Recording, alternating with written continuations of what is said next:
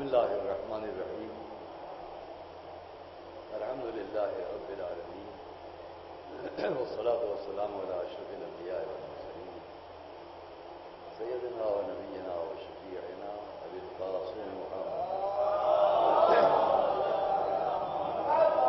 وآل بیتہ الطیبین الطاہرین المعصومین رحمۃ اللہ علی اعدائہم اجمعین من الاولین والآخرین. بسم اللہ الرحمن الرحیم. ومن یعمل من الصالحات من ذکر و انثی وهو مؤمن فلا يدخلون الجنة ولا يدخلون نقيرا. میں نے آپ کے سامنے تبرکاً قرآن کریم کے آیت سے ابتداء کلام کرنے کے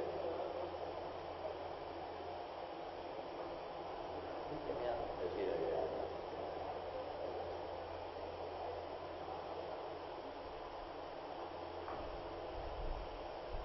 وسائل تو قرآن کریم میں اتنا ہی فطرہ ہے جو آپ کے سامنے پیش کیا.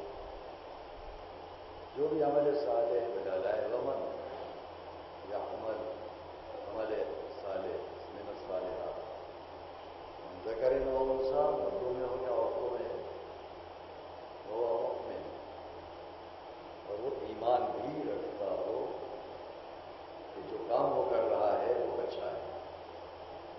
اچانک کسی سے کوئی اچھا کام سرزد ہو جائے اس کا بھی ثواب ہے, وہ بھی ایک اچھی بات ہے, لیکن وہ جانتا ہی نہیں کہ اس نے یہ کام جو کیا یہ اچھا ہے, اس کا ہے ثواب. لیکن اگر سمجھ بوجھ کر کوئی اچھا کام انجام دے اور اس پر ایمان رکھتا ہو وہ یہ ہے اچھا کام,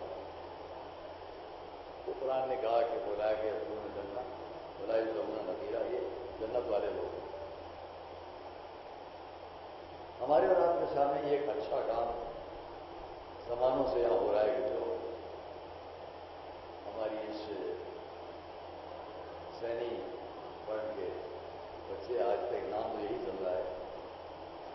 حالانکہ ہم جو سمجھتے ہیں کہ بہت کم سے نہیں سے بچوں کو ہم نے دیکھا, بہت کم سے نہیں کے عالم میں یہ لوگ سبق پر یہاں شب عاشور سبیل لگانا اور عزاداروں کی خدمت کرنا. آج ماشاءاللہ یہ سب بڑے بڑے سال کے پروگرام انجام دیتے ہیں.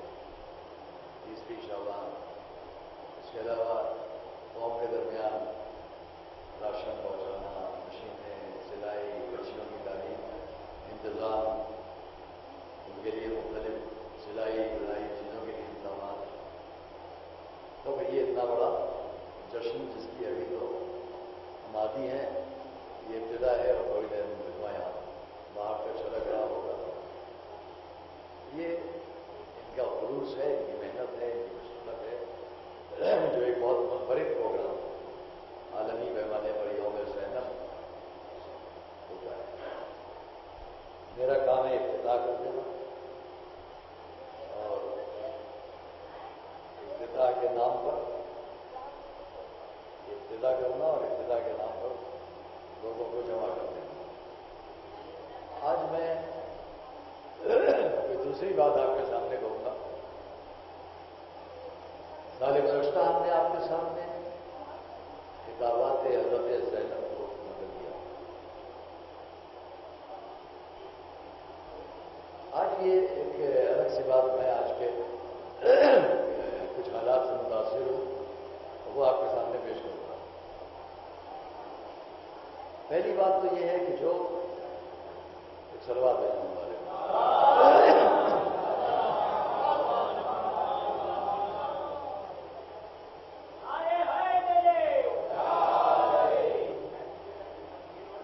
پہلی بات تو یہ ہے ہمارے سامنے کے اس وقت جو حالات پیش آ رہے ہیں ان سے سر پہ نظر کر کے نکل جانا اچھا نہیں ہے. 3 دن پہلے 3 یا 4 دن پہلے درگاہ حضرت عباس میں ایک بڑا پروگرام جناب روح ملت کی طرف سے ان کی آواز پر ان کی پر یہ پروگرام کیا گیا اور بہت کامیاب پروگرام ہوا، بڑا مجمع تھا اور ایک اچھا میسج، اچھا پیغام لکھنؤ کے ذریعے ساری دنیا میں گیا۔ خود ہم نے اپنے عالم زمانہ، عالم وقت، حضرت آیت اللہ العظمیٰ سید علی سیستانی دامت العلی، ان کے دفتر میں بھی گزشتہ شب ہم نے رابطہ قائم کیا اور یہ بات بیان کی گئی کہ یہاں ایسا اجتماع ہوا ہے۔ وہاں اس کی بہت بات پسند کی گئی کہ یہ خاص طور سے ہم نے ان سے یہ بھی نقل کیا کہ یہاں ایک تنظیم ہے جو کل یوم زینب انجام دے گی اور اس میں انہوں نے کچھ ورقے تقسیم کیے، کچھ رقے تقسیم کیے، کچھ بارہ تقسیم کی، جس میں لوگوں سے ان کی یہ خواہش لکھوائی گئی کہ وہ بھی وہاں پر حاضر ہونا چاہتے ہیں اور شریک ہونا چاہتے ہیں۔ اس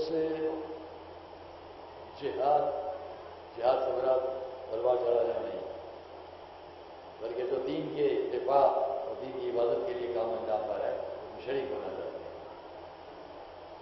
اس کو وہاں بہت پسند کیا گیا، میں نے کل نقل کیا ان لوگوں کی طرف سے، وہاں کہا بھی تھا میں آپ کی بات وہاں کہوں گا، ابھی اور لوگوں سے ہی بات ہونا ہے۔ آج بھی میں یہاں آنے سے پہلے ہمارے ایک محترم دوست نے بغداد میں ہم لوگوں سے رابطہ قائم کیا اور آپ سے بتا دیں کہ جو باتیں ہمیں بغداد سے معلوم ہیں اہم لوگوں میں سے ہیں، وہاں کے بڑے عالم ہیں ان کے بھی خاص لوگوں میں سے ہیں۔ تو پہلی بات تو میں جو کہنا چاہتا ہوں اس میں تفصیلات میں نہیں جاؤں گا کہ وہاں کیا ہو رہا ہے کیا نہیں ہو رہا ہے۔ اپنے محترم اولاد کے لیے میں بات یہاں سے شروع کر دینا چاہتا ہوں کہ اس دن ہم نے درگاہ کے مجمع میں بات یہاں سے شروع کی تھی کہ شام کے نکالے ہوئے بھگوڑے لوگ عراق میں جمع ہو گئے، اور پھر میں نے یہ جملہ کہا تھا، شاید میرا عقیدہ کہتا ہے کہ شہزادی نے وہاں سے اپنے بھائی سے خطاب فرمایا ہوگا، بھیا عباس ہم دمشق میں ہیں، تم کربلا میں ہو، تمہاری پیاری بھتیجی کے روضے کی طرف یہ جسارتیں کر رہے ہیں، تو شاید جواب دیا ہوگا بھائی نے بہن کو، آپ فکر نہ کریں، میں ان سب کو یہیں بلائے لیتا ہوں، میں ان سب کو یہیں بلائے لیتا ہوں، یہیں ان کی گردنیں مروڑ دی جائیں گی، قصہ تمام ہو جائے گا۔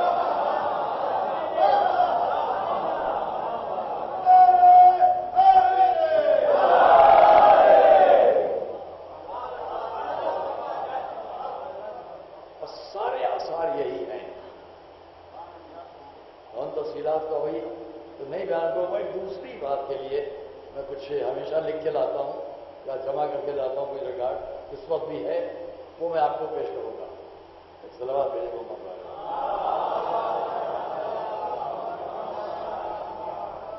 یہ میں اس لیے رکھ دیتا ہوں کہ ایک صحیح گواہی پہنچ جائے لوگوں تک۔ کل بھی ہم سے انٹرویو لیا گیا ٹی وی کے اور ہم نے ان کو بتایا کہ ہم اس سے متاثر نہیں ہیں کہ یہ کام کون کر رہا ہے، کیا کر رہا ہے، کس طرح کر رہا ہے، باتیں تو بہت سی ہیں لیکن وہ سب کو نہیں کہوں گا۔ صرف ایک بات کے لیے میں 5-7 منٹ آپ کروں گا اور پھر جو مجھے کہنا ہے وہ کہوں گا اور آپ بہت مطمئن ہوں گے۔ یہ آج کے صحافت اخبار میں بڑا معلوماتی مضمون چھپا ہے، ذرا میں مانگتا جاؤں دیتے نہ ملے بھی رکھ کر اپنی بات۔ یہ آج کے صحافت اخبار میں ایک مضمون چھپا ہے، بہت تفصیلی ہے،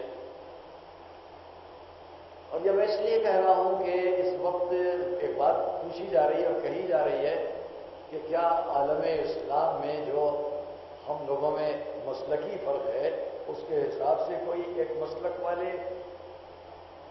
پشت پناہی کر رہے ہیں داعش کی۔ داعش کیا ہے؟ دعوت الاسلامیہ لحکومت العراق و الشام، یا دولت الاسلامیہ للعراق و الشام۔ تو یہ داعش، دال الف عین شین شارٹ فارم ہے۔ اس بات کا جو میں نے آپ سے بات کی کہ یہ شام اور عراق کو ملا کر کہ ہم یہاں حکومت قائم کریں گے. اور بڑی بات آپ لوگوں کی معلومات کے لیے اس کو ذہن میں رکھیے گا.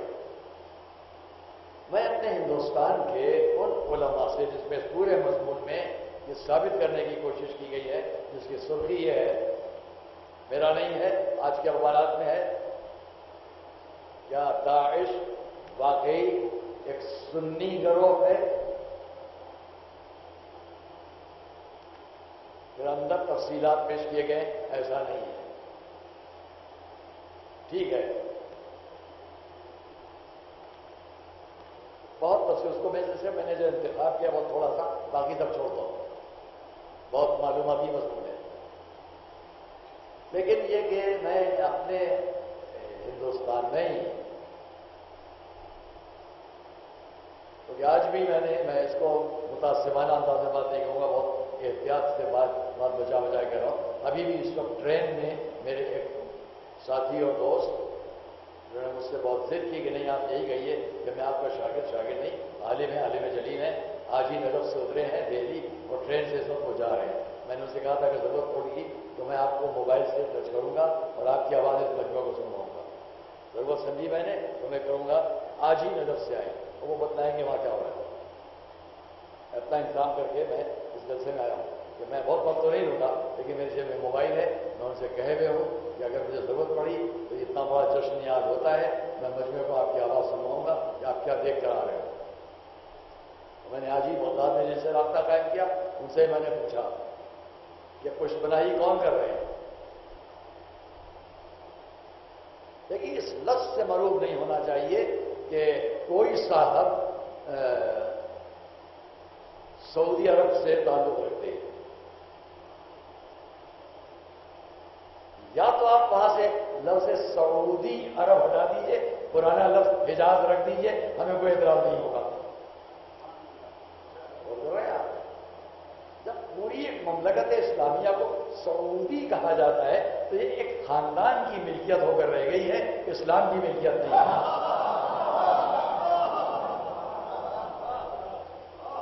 جب ایک خاندان کی ملکیت ہے تو جو چاہتے وہ کر رہے ہیں. اب ان کا دعویٰ کیا ہے؟ میں بہت پولیٹیکل تقریر کر سکتا ہوں لیکن وہ نہیں کروں گا. ان کا دعویٰ کیا ہے؟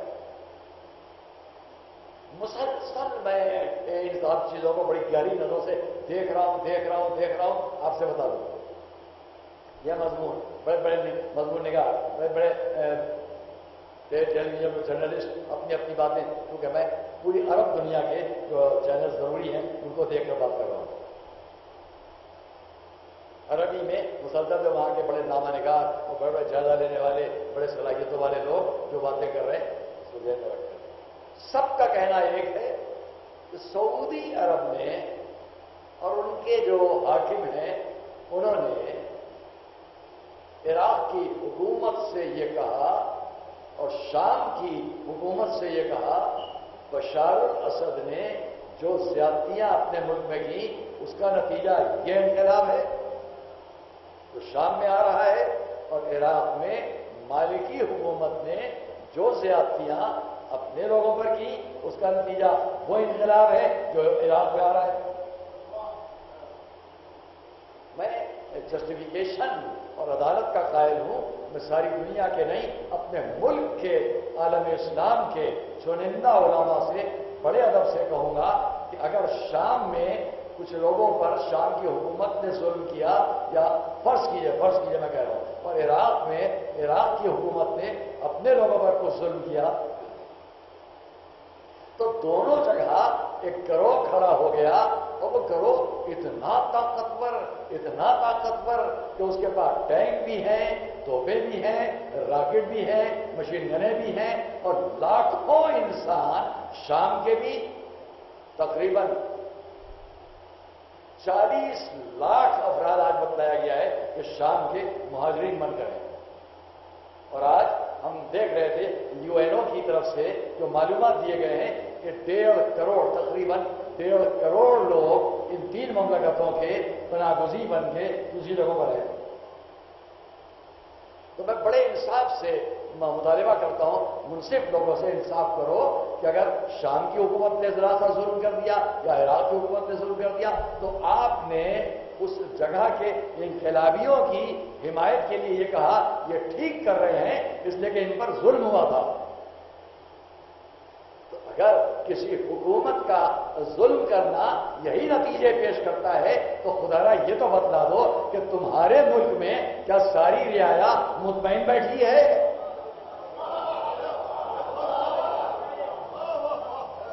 اگر سعودیہ میں سب مطمئن بیٹھے ہیں تب تو بڑی اچھی بات ہے، لیکن یہ کیوں ہو رہا ہے کہ آپ کے یہاں ہر روز پھانسی کی سزائیں دی جا رہی ہیں؟ یہ پھانسی کی سزا دینا بتلاتا ہے کہ آپ کے یہاں بھی پبلک مطمئن نہیں ہے۔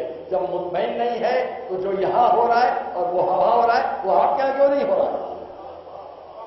نہیں غور کیا آپ نے؟ اور ابھی آپ قاہرہ کو پڑھیں گے کہ بیٹھ کر آپ گئے ہوائی جہاز سے، وہیں آپ صدر مصر سے بھی ہوائی جہاز کے اندر میٹنگ کر رہے ہیں، اور وہاں کیا ہو رہا ہے؟ تقریباً 500 افراد کے لیے عمر قید اور 100 افراد کے لیے پھانسی کی سزا۔ کیوں؟ بغاوت کر رہے ہیں۔ تو معلوم ہوا کہ اسلامی ملکوں میں ذرا سی بات پر پھانسی، عمر قید، زندگی بھر کی قید، کتنے جانوں کا قتل، اور یہ سب آپ جائز کر دیتے ہیں۔ ہم تو یہی کہیں گے کہ لاکھ درجے سے بہتر ہمارا ملک ہندوستان ہے کہ جہاں ہر بات کے لیے عدالت ہے، اسی کے حساب سے بات ہوتی ہے۔ اب بتلاؤ کہ اسلامی ملک پر فخر کیا جائے یا اپنے بھارت پر فخر کیا جائے؟ صلوات پڑھیں محمد علیہ وسلم۔ میں یہاں پر بیان کرنا چاہتا ہوں کہ چلیے ہمارے ملک کے اس انصاف پسند حضرات علماء آج کے اخبار کی اس عبارت کو پڑھ لیں۔ میں اس میں بہت خاص بات کہنا چاہتا ہوں، بس وہ یہ ثابت کرنا چاہتے ہیں۔ یہ بہت مشہور ڈاکٹر جان اینڈریو جن کا نام ہے، مختلف طریقوں دیا گیا ہے، انہوں نے اپنے ایک انٹرویو میں جن چیزوں کو پوچھا لکھا ہے تو اس میں داعش کیا گروہ ہے۔ اب انہوں نے اس کے اندر یہ کہا ہے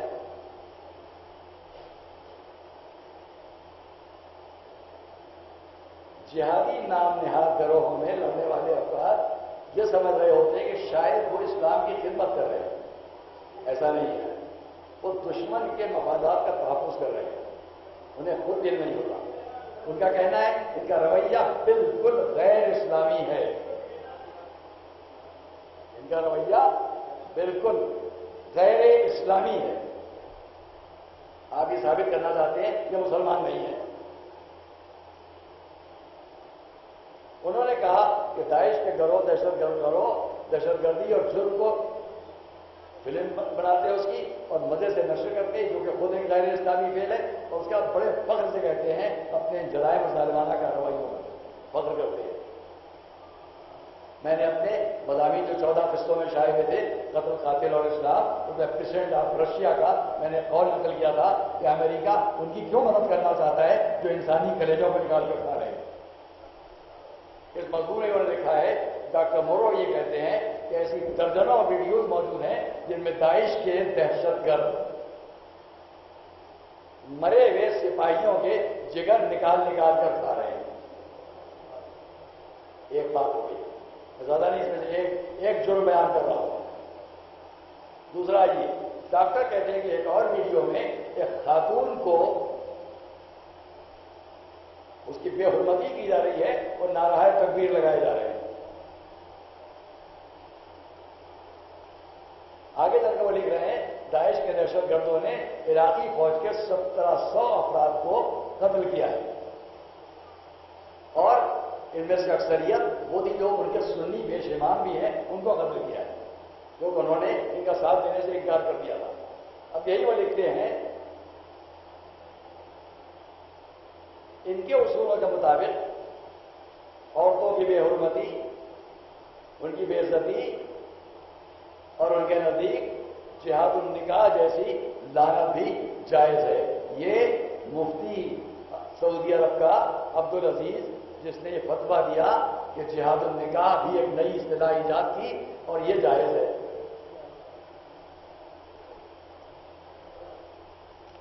اس فتوے کا نتیجہ یہ ہوا کہ یہ آج کے آگ اخبار کی کٹنگ کا فوٹو کاپی، آج کے آگ اخبار میں نے صحابت کا بتایا، سب چھوڑا ہے، یہ آگے بات اس میں کیا ہے؟ دوستر عزیزو، صدام کی بیٹی مفتی حارث، نام غلط ہے، وہی ہے عبدالعزیز، یا یہ بھی ہو گئے مفتی حارث، کہ فتوے پر عمل درآمد کے لیے تیار ہیں اور دہشت گردوں کے ساتھ وہ جادو نکاح کے لیے تیار ہیں۔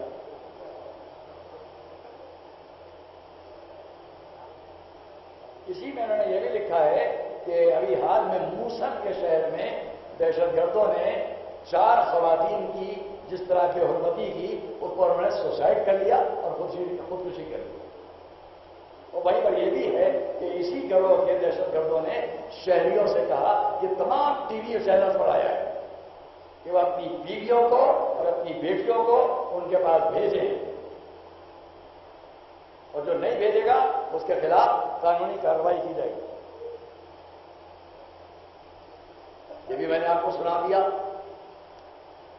اب میں اس کے آگے اور کچھ نہیں بولوں گا، صرف اتنا، بہت ہمارے بہترین رائٹر تھے، خدا ان کے اللہ تعالی کرے، جناب فاروق کاظمی صاحب، ان کی کتاب میں سے 2-3 جملے، یہ تو آپ نے سن لیا کہ اس گروہ کا طریقہ کیا ہے، جہاں جا رہے ہیں وہاں کا یہی مطالبہ ہے کہ جو ہم کہہ رہے ہیں وہ کرو، جیسا کہیں ویسے مار دیے جاؤ گے، کاٹ دیے جاؤ گے، اور اپنی بچیوں کو، عورتوں کو ہمارے پاس بھیجو۔ ہم پوچھتے ہیں کہ ساری دنیا کے ٹیلی ویژن، اخبارات سب اس کو نشر کر رہے ہیں، ہمارے بھارت کے اندر ہمارے باقی بھائی چپ کیوں بیٹھے ہیں؟ ہم کہیں تو آپ کہتے ہیں فرقے وارانہ بات ہے، تو آپ خود کیوں نہیں کہتے کہ فرقے وارانہ بات ختم ہو جائے؟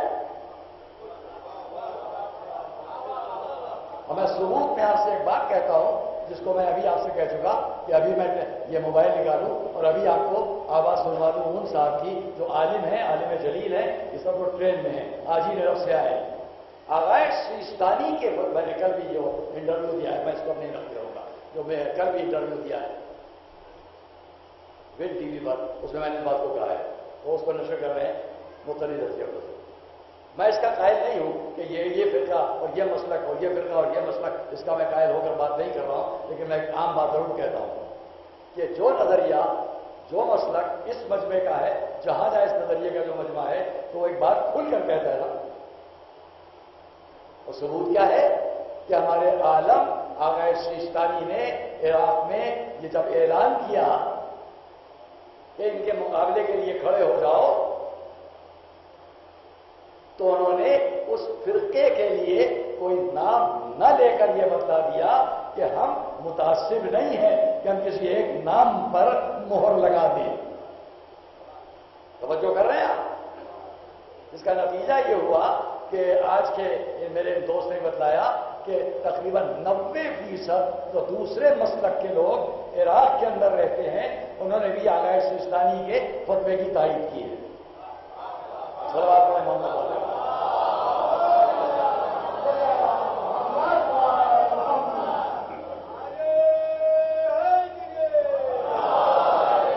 تو میں اپنی تقریر ختم کرتا ہوں صرف یہ کہتے ہوئے کہ یہ غور کرو، انشاءاللہ ان کی شکست تو ہے۔ آج بھی بغداد سے، کیونکہ مجھے یہ بھی انہوں نے بتلایا کہ آغا سیستانی کے فتوے کے بعد وہاں کے پرائم منسٹر مالکی کو بھی اتنا ہوش آیا ہے کہ انہوں نے بغداد چھوڑ دیا ہے، کربلا اور نجف کو چھوڑ دیا ہے، اور اپنی فورسز کے لیے، ملٹری آپریشن کے لیے انہوں نے جس جگہ کو اپنا مرکز بنایا ہے وہ خود سامرا ہے۔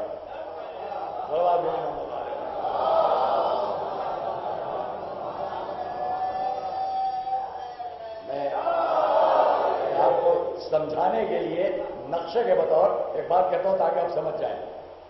فرض کیجئے یہ آپ جگہ جو دیکھ رہے ہیں یہ سمندر بہ رہا ہے، یہاں سے ایک نہر بہ کے اندر آتی ہے، اور یہ کونا جہاں پر آپ یہ آخری کونا دیکھ رہے ہیں، اس کونے کو آپ سمجھ لیجیے بصرہ۔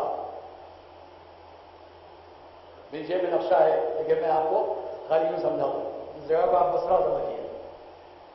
یہ جہاں آپ یہ دو دیکھ رہے ہیں معذاللہ بلا تشبیہ، ایک جگہ کو آپ کربلا کا ضلع اور صوبہ سمجھ لیں، ایک کو نجف کا سمجھ لیں. ذرا آگے بڑھیں، جہاں یہ کیمروں کی لائٹ چل رہی ہیں بلا تشبیہ اس کو آپ کاسبین سمجھ لیں، اور جہاں وہ دروازے پر لوگ کھڑے ہیں اسے سامرا سمجھ لیں، اور جہاں وہ آخری آفس ہے اسے آپ موصل سمجھ لیں، اور اس کے بعد جو جگہ ہے اسے آپ شام سمجھیں. شام سے چل کر آنے والے بھگوڑے ابھی خالی وہاں موصل کی سرحد تک پہنچ پائے ہیں، ابھی سامرے تک ان کے آنے کا سوال نہیں ہے. اور بغداد کے چند باغی لوگ جب باہر نکلتے ہیں چوروں کی طرح حملہ کرتے ہیں، پھر واپس آ کے بغداد میں چھپ جاتے ہیں. اب اس سے آپ اندازہ کر لو ابھی یہ وہاں ٹھیک سے نہیں پہنچ پائے تو یہاں کیا پہنچیں گے اور یہاں کیا پہنچیں گے.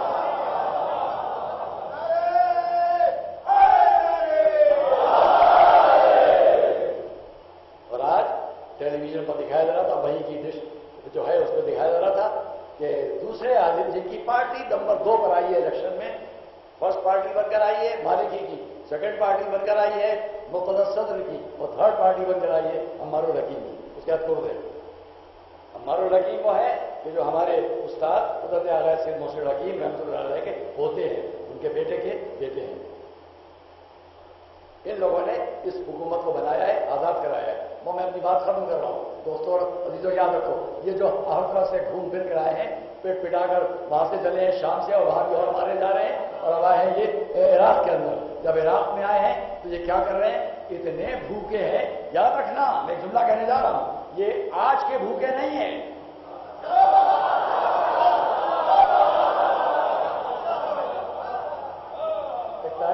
ایک تاریخی جملہ کہنے جا رہا ہوں.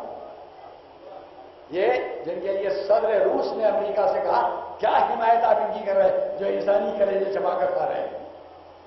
اس اخبار میں آپ نے پڑھا کہ جگہ جگہ مردوں کے کلیجے نکال کر یہ کھا رہے ہیں. میں کہوں گا یہ بھوک کی وجہ سے کھا رہے ہیں. انہیں کھانے کو کچھ نہیں مل رہا ہے تو مردوں کے کلیجے نکال کر کھا رہے ہیں. اور اسی لیے میرا کہنا ہے یہ آج کے بھوکے نہیں ہیں. نہیں سمجھے آپ؟ یہ احد کے بھوکے ہیں. جنگ احد میں جس نے حضرت حمزہ کے ساتھ بے ادبی کی تھی، کلیجہ نکال کر چبایا تھا، یہ اسی کی اولادیں ہیں جو آج تک چل کر آ رہی ہیں.